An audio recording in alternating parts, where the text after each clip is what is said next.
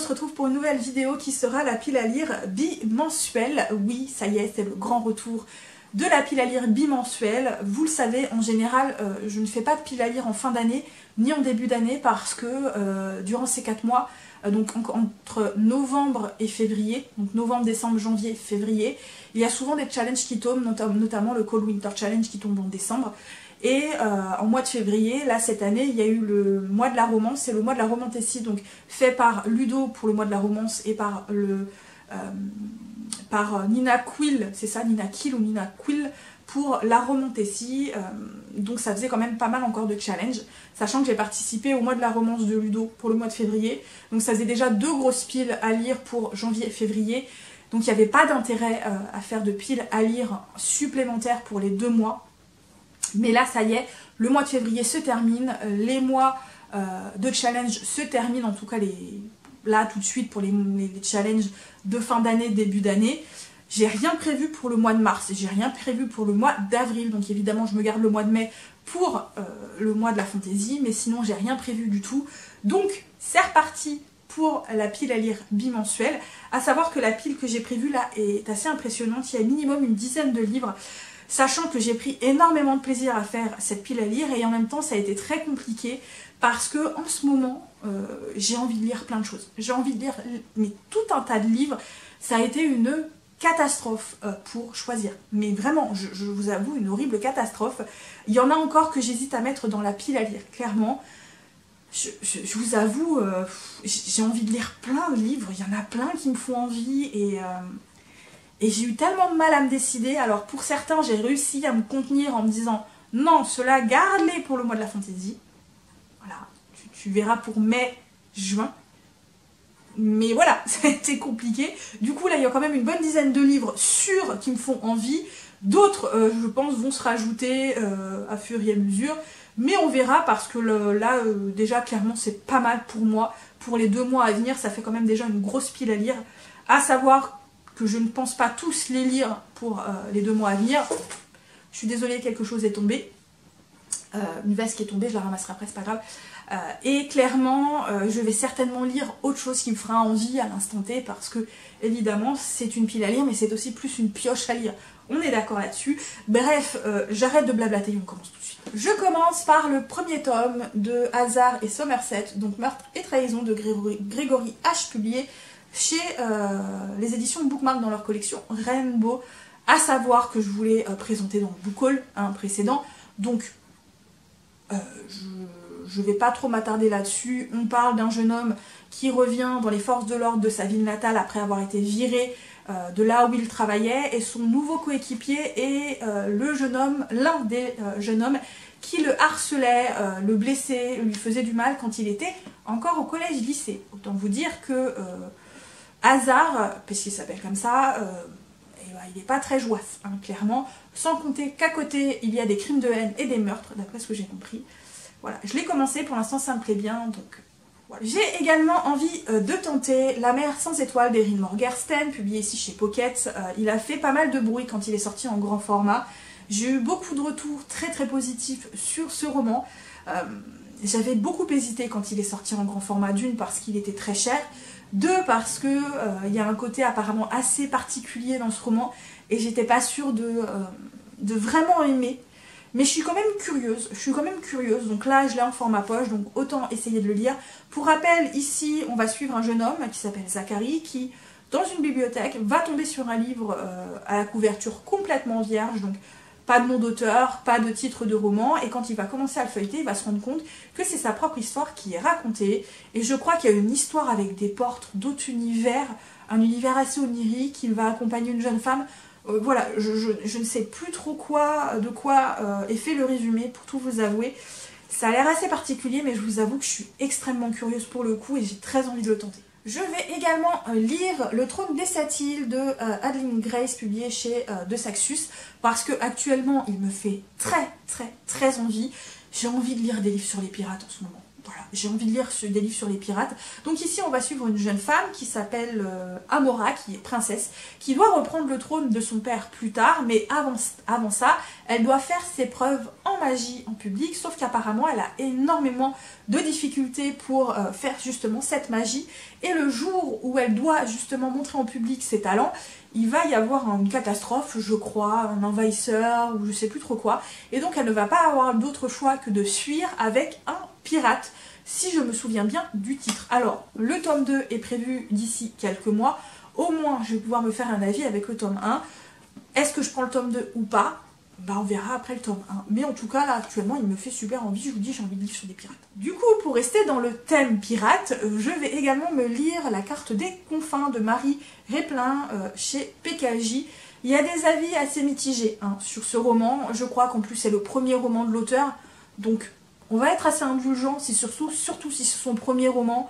Voilà, on ne peut pas être parfait dès le départ, clairement. C'est pareil, le tome 2, je crois qu'il est prévu en mars ou avril. J'ai envie de piraterie, j'ai envie de voir si ça me plaît. Si ça me plaît, je tenterai le tome 2. Mais pour l'instant, je ne sais plus trop de quoi ça parle. Je crois qu'on va suivre une jeune femme qui va voler un pirate, je crois. Et le pirate va partir à sa poursuite. Ou je crois qu'ils vont travailler ensemble. Je sais plus. Je sais plus du tout. Mais en tout cas, c'est une histoire de pirate. En ce moment, j'ai également très envie de romans polars. Voilà. Du coup, j'ai envie de lire également le premier tome des mystères de Morning Dove, le meurtre sur la lac en feu de Michael J. Wilson, donc chez Bookmark dans leur collection. Rainbow, je vous l'ai présenté au Book du mois de janvier, donc celui-là était en solde, je l'avais pris sur Amazon. Le tome 2 est déjà sorti apparemment, j'ai vu ça dans la maison d'édition Bookmark. J'avais déjà beaucoup craqué, donc j'ai pas craqué pour le tome 2. Je vais essayer le tome 1. Donc ici, on va suivre un jeune enquêteur qui va être envoyé dans une ville pour mener une enquête, dans une ville paumée. Donc pour lui, c'est un peu genre la déchéance. Et il va devoir travailler avec un détective privé qu'il va vite trouver suspect, surtout qu'il y a une histoire de meurtre.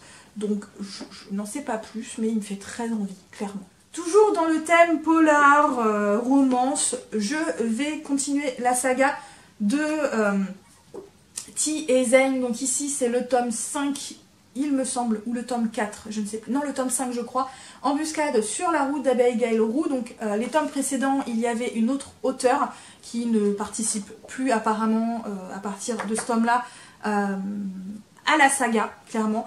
Mais voilà, j'ai envie de continuer les aventures de T et Zane, ces deux flics bruts de décoiffage, assez forts en caractère. J'ai envie de voir l'évolution de leur relation, toujours en continuant leurs enquêtes. Donc ici, ils doivent retrouver un agent en fuite et l'accompagner je ne sais plus où.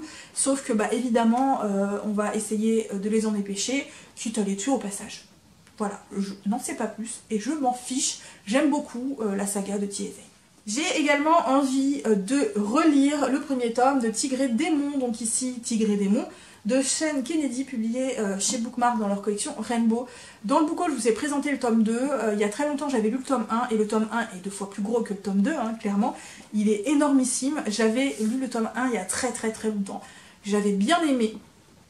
Et du coup, j'ai très envie de me replonger dans cette saga et surtout de la continuer. Voilà, donc ici, pour rappel, on va suivre un footballeur qui va tomber amoureux d'un jeune homme et clairement, ça va être un peu une relation qui va évoluer sur le long terme. Ça va être compliqué, surtout que malheureusement, bah, dans le milieu du football, il n'est pas bon d'avouer publiquement qu'on est gay. Voilà, je ne vous en dis pas plus. J'ai très envie de commencer la saga de Third, donc ici Contrevents et Marées de Charlie Cochet, toujours chez les éditions Bookmark. C'est une saga qui comporte, je crois, pratiquement 7 ou 8 tomes, il me semble. Je crois qu'il y a un spin-off et je crois qu'il y a la suite qui vient de sortir, je crois, ou qui va sortir. J'ai beaucoup entendu parler de cette saga, qui a beaucoup d'adeptes. Donc ici, on est dans un monde un peu urban fantasy sans être vraiment d'urban fantasy. On est dans un monde plus contemporain où on va suivre des gens qui ont la particularité de se transformer en animaux, donc en loups, des licans, voilà, un peu de tout apparemment, pas forcément que des loups, des lions, je crois qu'il y a d'autres types d'espèces. Et donc on va suivre un jeune homme qui va être embauché dans une unité spéciale justement qui est censée régler les problèmes avec les thérianthropes. Je crois qu'on les appelle les thérianthropes. Je sais pas si on les appelle les thérianthropes, enfin je sais plus. Et donc voilà, ils vont essayer d'éviter des complots, ils vont devoir se battre également contre des extrémistes, enfin tout un tintouin. Et évidemment dedans il y a de la romance. Je n'en sais pas plus. Mais je suis très curieuse et j'ai envie de s'en souvenir. Je vais essayer de me marathonner la duologie de héros. Donc le premier tome c'est Le Réveil et le deuxième tome c'est Génération. Donc c'est publié chez Sarbacane. Donc ici on suit des jeunes adolescents qui sont classiques, voilà, des jeunes adolescents de 12-13 ans il me semble. Et qui un jour vont devenir des héros un peu malgré eux. Et il y a tout un tas d'aventures, tout un tas de réflexions sur le sujet apparemment. C'est court, ça va se lire vite, c'est du jeunesse. Et voilà, par contre, sachez que ceux-là, je ne pense pas les garder. Et je ne pense pas non plus les revendre parce que le tome 1 est dans un état pitoyable.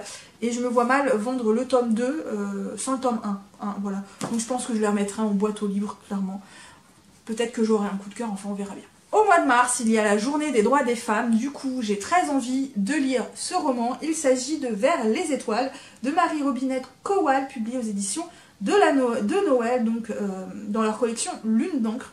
Donc il a quand même le prix Locus, le prix Seedwise, le prix Nebula et le prix Hugo. Donc ici on est dans les années 60, avec cette période où il y a...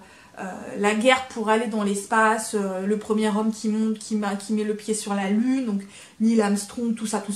Et donc ici on va avoir un peu un truc différent puisqu'il va y avoir une météorite qui va tomber sur la Terre et qui va en fait complètement bouleverser tout l'écosystème, toute la façon dont la Terre a créé la vie.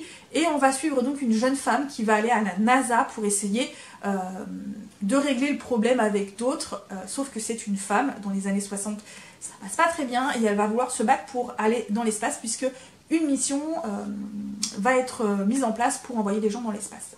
Voilà. Un peu de feel good, de doudou, de bonne humeur, de choses agréables. Je vais lire le tome 3 de Aria the Masterpiece, donc publié chez Kiyun, de Kozue Amano. Donc le tome 3, encore une fois, voilà, très très joli, très belle édition.